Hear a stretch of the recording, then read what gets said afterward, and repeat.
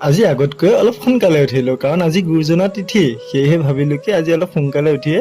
কান্ধত গামোচাখন লৈ প্ৰথমতে পূজাটো কৰি ললো পূজাটো কৰিয়ে মই যাত্ৰা আৰম্ভ কৰি দিলো আৰু এয়া মোৰ লগত যাব মানস ভাই মোৰ বন্ধু যাব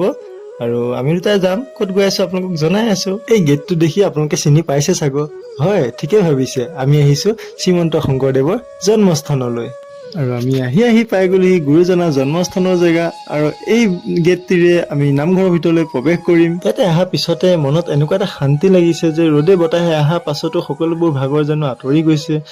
প্ৰথমতে সেৱাটো কৰি লওঁ আৰু এইটোৱে হ'ল মেইন নামঘৰ ইয়াত যিহেতু আজি শংকৰদেৱৰ তিথি সেয়েহে নাম কীৰ্তন হৈ আছে আৰু এই আসনখন দেখিছেনে সেই আসনখনৰ পাছফালে আৰু এখন আসন আছে যোনখন আসন শংকৰদেৱৰ দিনৰে আসন আৰু এইখনেই হ'ল যিখন আসন তেওঁ শংকৰদেৱৰ দিনৰে আসন আৰু এই আসনখনতে বহি তেওঁ নাম কীৰ্তন গাইছিলে আজিৰ ভিডিঅ' প্ৰথম পাৰ্টটো ইমানেই আৰু নেক্সট ভিডিঅ' চাবলৈ মোৰ চেনেলটো ছাবস্ক্ৰাইব কৰি থওক তেতিয়ালৈ বাই বাই